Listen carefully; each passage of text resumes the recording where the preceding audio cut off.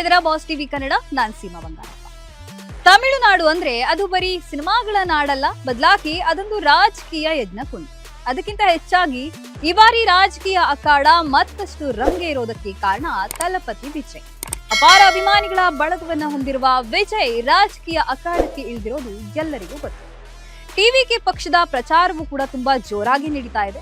ಇದರ ನಡುವೆ ವಿಜಯ್ ಅವರು ಮೊದಲ ಬಾರಿಗೆ ತಮ್ಮ ವೈಯಕ್ತಿಕ ಜೀವನದಲ್ಲಿ ನಡೆದಿರುವಂತಹ ವದಂತಿಗಳಿಗೆ ಉತ್ತರವನ್ನ ನೀಡಿದ್ದಾರೆ. ಚುನಾವಣಾ ಸಮಯದಲ್ಲೇ ತನ್ನ ಡಿವೋರ್ಸ್ ವಿಚಾರವಾಗಿ ಮಾತನಾಡಿ ತನ್ನ ಘನತೆಗೆ ಧಕ್ಕೆ ತರೋದಕ್ಕೆ ಯತ್ನಿಸ್ತಾ ಇದ್ದಾರೆ ಅಂತ ವಿಜಯ್ ಅವರು ಗುಡುಗಿದ್ದಾರೆ. ಇದು ಈಗ ಡಿಎಂಕೆ ಮತ್ತು ಅಣ್ಣಾ ಡಿಎಂಕೆ ಚರ್ಚೆಗೆ ದೊಡ್ಡ ಮಟ್ಟದಲ್ಲಿ ನಾಂದಿ ಹಾಡಿದೆ.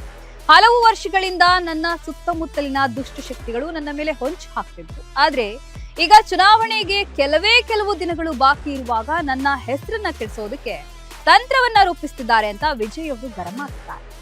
ವಿಜಯ್ ಪತ್ನಿ ಸಂಗೀತಾ ಅವರೊಂದಿಗಿನ ವೈಯಕ್ತಿಕ ವಿಚಾರಗಳನ್ನ ರಾಜಕೀಯವಾಗಿ ಎಳೆದು ತರ್ತಾ ಇರುವಂತಹ ವಿರೋಧಿಗಳಿಗೆ ವಿಜಯ್ ಅವರು ಟಾಂಗ್ ಕೊಟ್ಟಿದ್ದಾರೆ. ನನ್ನ ಜನರನ್ನ ದೂರ ಮಾಡೋದಕ್ಕೆ ನಿಮ್ಮ ಅಪ್ಪನಿಂದಲೂ ಸಾಧ್ಯವಿಲ್ಲ ಅಂತ ಸಿನಿಮಾ ರೀತಿಯಲ್ಲೇ ಗರ್ಜಿಸಿದ್ದಾರೆ. ಇದು ಬರೀ ಮಾತಲ್ಲ, ವಿಜಯ್ ಊದಿದ ರಣಕಹಳೆ. ತಮಿಳುನಾಡು ರಾಜಕೀಯ ಅಂದ್ರೆ ಅಲ್ಲಿ ಮೈತ್ರಿಗಳದ್ದೇ ಆಟ. ಆದ್ರೆ ತಲಪತಿ ವಿಜಯ್ ಮಾತ್ರ ಯಾವುದೇ ಮೈತ್ರಿ ಇಲ್ಲದೆ ಒಂಟಿ ಸಲಗದಂತೆ ಏಕಾಂಗಿಯಾಗಿ 234 ಕ್ಷೇತ್ರಗಳಲ್ಲಿಯೂ ತನ್ನ ಸೈನಿಕರನ್ನ ಕಣಕ್ಕಿಳಿಸಿದ್ದಾರೆ. ಸ್ಟಾಲಿನ್ ಅವರ ಮೈತ್ರಿಕೂಟವನ್ನ ಸಿದಿ ಕ್ಯಾಶ್ ಬಾಕ್ಸ್ ಅಲಯನ್ಸಸ್ ಅಂತ ಕರೆದು ಹಣದ ಅಹಂಕಾರಕ್ಕೆ ಸವಾಲನ್ನ ಹಾಕಿದ್ದಾರೆ. ಸಿನಿಮಾಗಳಲ್ಲಿ ನೂರಾರು ವಿಲನ್ಗಳನ್ನ ಒಬ್ಬ ಹೀರೋ ಎದುರಿಸುವ ರೀತಿ ಈಗ ರಿಯಲ್ ಲೈಫ್ ನಲ್ಲೂ ಕೂಡ ವಿಜಯ್ ಅವರು ಮಾಸ್ಟರ್ ಪ್ಲಾನ್ ನೋಡಿ ಇಡೀ ದ್ರಾವಿಡ ರಾಜಕಾರಣವೇ ಬೆಚ್ಚಿಬಿದ್ದಿದೆ. ಈ ಹೊತ್ತಲ್ಲೇ ಕರ್ನಾಟಕ ಡಿಸಿಎಂ ಡಿಕೆ ಶಿವಕುಮಾರ್ ಅವರು ಇದೇ ವಿಜಯ್ನ ತೀವ್ರವಾಗಿ ಟೀಕಿಸಿದ್ದಾರೆ.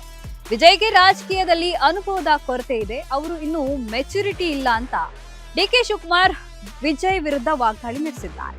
ಆದ್ರೆ ವಿಜಯ್ ಅಭಿಮಾನಿಗಳು ಹೇಳ್ತಿರೋದು ಒಂದೇ ಮಾತು, ವಿಜಯ್ಗೆ ಮೆಚುರಿಟಿ ಇದೆಯೋ ಇಲ್ವೋ ಅನ್ನೋದನ್ನ ತಮಿಳುನಾಡಿನ ಜನ ತೀರ್ಮಾನ ಮಾಡ್ತಾರೆ ಅಂತ ತಿರುಗೇಟನ್ನ ಕೊಟ್ಟಿದ್ದಾರೆ.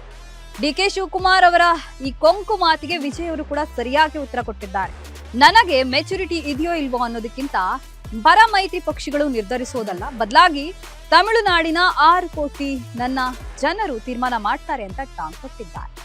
ಇನ್ನು ಮೊನ್ನೆ ವಿಜಯ್ ಅವರು ರ್ಯಾಲಿ ಮಾಡುವಾಗ ಭಾರಿ ದುರಂತವೊಂದು ನಡೆದು ಹೋಗಿದೆ. ಹೌದು, ಕನ್ಯಾಕುಮಾರಿ ರಸ್ತೆ ಅಂದ್ರೆ ಹೈವೇನಲ್ಲಿ ವಿಜಯ್ ಅವರು ಸೈಕಲ್ ತುಳಿದುಕೊಂಡು ಬರ್ತಾ ಇರ್ತಾರೆ. ಅವರ ಹಿಂದೆ ಪ್ರಚಾರದ ವಾಹನ ಕೂಡ ಬರ್ತಾ ಇರುತ್ತೆ. ಹೀಗೆ ವಿಜಯ್ ಅವರು ಸೈಕಲ್ ನಲ್ಲಿ ಬರುವಾಗ ಅಲ್ಲೊಬ್ಬ ವ್ಯಕ್ತಿ ಹೂವಿನ ಚೆಂಡನ್ನ ವಿಜಯ್ ಅವರು ಬರುವ ದಾರಿಯಲ್ಲಿ ಎಸೆತಾರೆ.